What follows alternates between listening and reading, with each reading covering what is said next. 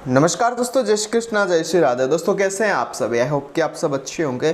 दोस्तों आज की इस वीडियो में हम चर्चा करेंगे तुला लग्न की कुंडली में शुक्रदेव का रत्न हीरा ओपल जरकन आप किन परिस्थितियों में धारण कर सकते हैं और किन परिस्थितियों में आपको इसे धारण नहीं करना चाहिए। तो देखते रहिएगा इस वीडियो को और बने रहेगा मेरे साथ। मेरा नाम है विशाल और आप देख रहे हैं एस्ट्रोविश यूट्यूब चैनल। सब्सक्राइब कीजिए एस्ट्रोविश यूट्यूब चैनल को और बेल आइकन को प्रेस कीजिए जिससे कि मेरे द्वारा अपलोड की हुई सारी यूट्यूब वीडियोस का नोटिफिकेशन आपको मिलता रहे। आप देख रहे हैं world's number 1 free astrology service Astrowish YouTube channel.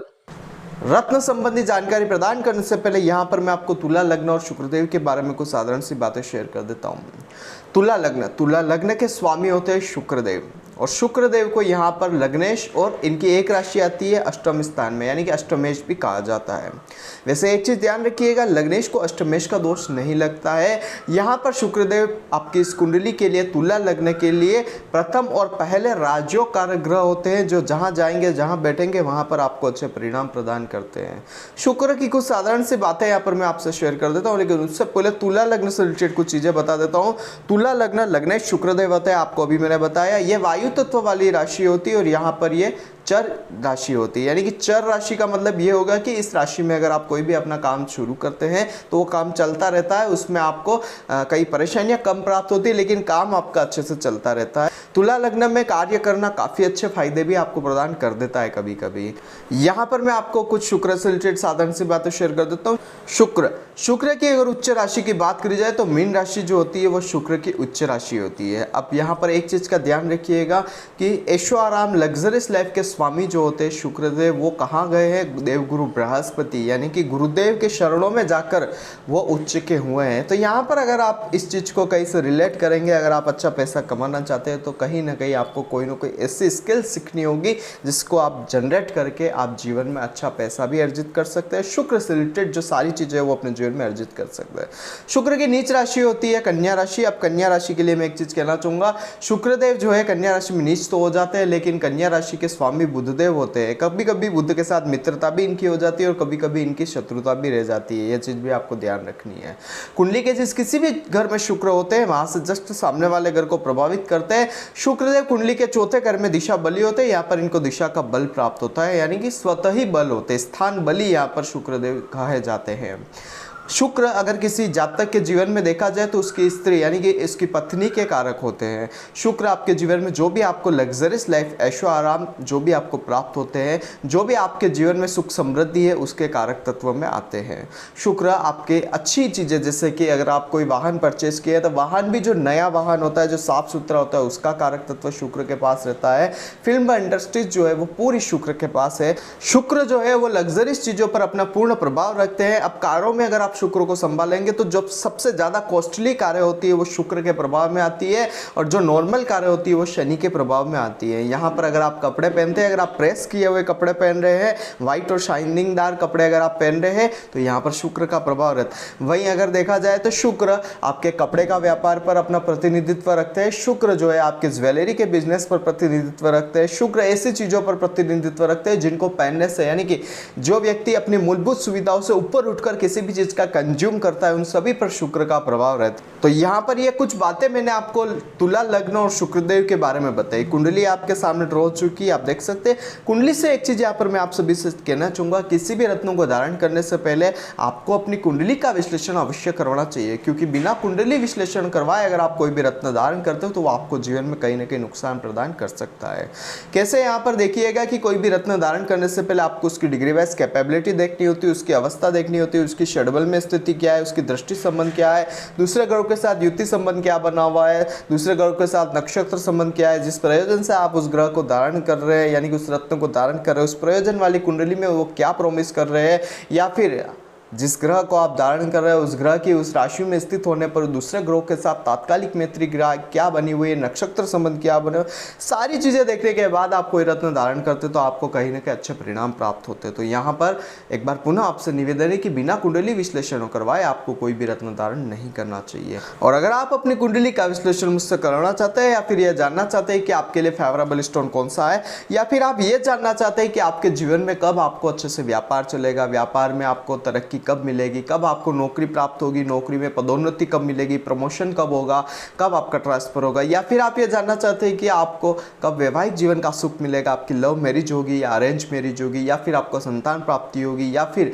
आप ये जानना चाहते हैं कि आपके जीवन में मकान का सुख कब मिलेगा, कब आपको अच्छे वाहन का सुख मिलेगा, कब कर्ज मुक्ति मिलेगी। इस तरीके के अगर आपके जीवन बहुत सारे सवाल और कंफ्यूज है तो कंफ्यूज मत होइए।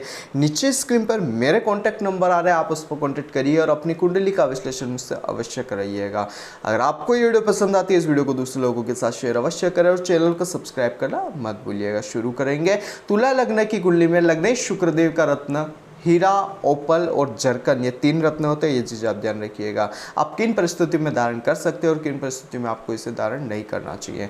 अगर लग्न में ही शुक्रदेव विराजमान है तो क्या आप इनका रत्न धारण कर सकते हैं? लग्न में अगर शुक्रदेव विराजमान है तो यहाँ पर आप इनका रत्न 100% तरीके से धारण कर सकते हैं। हीरा धारण करिए, आप ओपल धारण करिए, आप या जरकन धारण करिए, आपको यहाँ पर शुक्र से रिलेटेड अच्छी चीज़ें प्राप्त होगी। लेकिन प्रेस किए हुए कपड़े पहने और परफ्यूम्स का उपयोग करना मत भूलिएगा। वहीं अगर बात करी जाए वृश्चिक राशि यानी कि सेकंड हाउस में, क्या आप इनका रत्न धारण कर सकते हैं?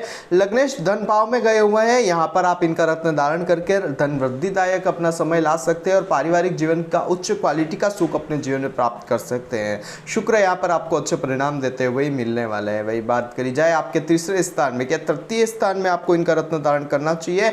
तीसरे स्थान में शुक्र का रत्न धारण करने के लिए मैं आपको मना कहूंगा, नहीं करना चाहिए।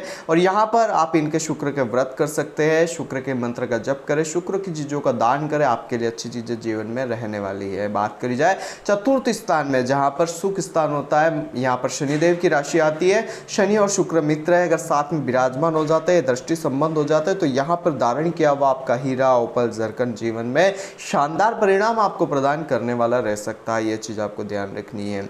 वही अगर बात करी जाए पंचम स्थान में, तो पंचम स्थान में भी आप शुक्र का रत्न धारण कर सकते हैं। और पंचम स्थान में अगर आप शुक्र का रत्न धारण करेंगे तो एक चीज यहाँ पर शुक्र देंगे कि पुत्री संतान की वृद्धि तो कर देंगे, लेकिन आपको यहाँ पर शुक्र का जो है फायदा बहुत अच्छे से भी प्रदान होता रहेगा।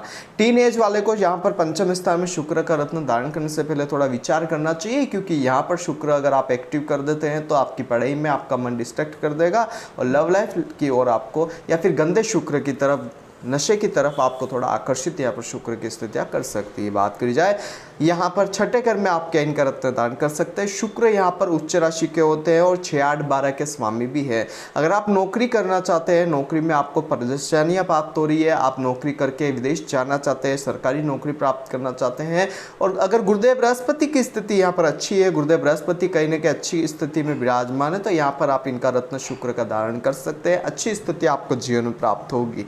लेकिन यहाँ पर कुछ किसी स्थिति में या किसी परिस्थिति में शुक्र जो है वो कहीं ना कहीं आपको रोग की वृद्धि करते हुए भी नजर आ सकते हैं। इस चीज़ का आपको ध्यान रखना है। खर्चे थोड़े बढ़ा कर रखेंगे, ये चीज़ तो आप नोट करके रखिएगा ही रखिएगा। बात करेंगे सप्तम स्थान में। सप्तम स्थान में यहाँ पर मंगल के साथ तात्कालिक मैत्री देखकर शुक्र का रत्न धारण किया जा सकता है। आपके लिए शुक्र की जो स्थितियाँ है, दाम्पत्य जीवन में आपके प्रेम को काफ़ी हद तक उम्दा तरीके से बढ़ाने वाली रहेगी। लेकिन एक नुकसान यहाँ पर शुक्र की स्थिति आपको प्रदान कर सकती है कि आपको एक्स्ट्रा मैरिटल लव अफेयर्स दे सकते हैं, लेकिन वो अलग चीज़ें हैं, वो अलग एक एक्सेप्ट रहता है, उसके लिए कुंडली एनालिसिस करना होता है। परंतु ये कुछ चीज़ें यहाँ पर देते हैं शुक्र, ये कह रहा हूँ। अष्टम स्थान की बात की जाए तो अष्टम स्थान में शुक्र का स्टोन धारण किया जा सकता है। अगर आप चाहते हैं कि आप एस्ट्रोलॉजिकल फील्ड्स में सक्सेस हो, अगर आप चाहते हैं कि आप शेयर मार्केट में सक्सेस हो, अगर आप चाहते हैं कि तेजी मंदी के व्यापार में या फिर भूगर्भीय व्यापार में अगर आप सक्सेस होना चाहते हैं, आप यहाँ पर शुक्र का स्टोन धारण कर सकते हैं। आपको जीवन में शुक्र का रत्न काफ़ी हद तक अच्छे परिणाम प्रदान करेगा। बात करेंगे भाग्य स्थान में, क्या रत्न धारण किया जा सकता है? भाग्य स्थान में अवश्य आप इनका रत्न धारण करिए, आपके लिए फायदेमंद चीजें यहाँ पर शुक्र की स्थितियां लेकर आएगी। और यहाँ पर शुक्र का रत्न धारण करने से आपको बुध की स्थितियां भी देखनी आवश्यक है। अगर बुध अच्छे हो गए तो यहाँ पर शुक्र का रत्न आपको शानदार परिणाम प्रदान करने वाले रहेंगे। लेकिन एक चीज़ ध्यान रखिएगा कि यहाँ पर शुक्र आपको कहीं ना कहीं यात्राएं अच्छे से करवाते रहेंगे। अगर दशम स्थान की बात की जाए तो दशम स्थान में भी आप शुक्र का रत्न धारण कर सकते हैं। कर्क राशि यहाँ पर आती है, चंद्रमा के साथ तात्कालिक मैत्री देख लीजिएगा। कर्म स्थान के स्वामी होते हैं चंद्रमा, तो यहाँ पर आपको अच्छे परिणाम तो प्रदान कर देते हैं शुक्र यहाँ पर चंद्रमा के साथ मिलकर।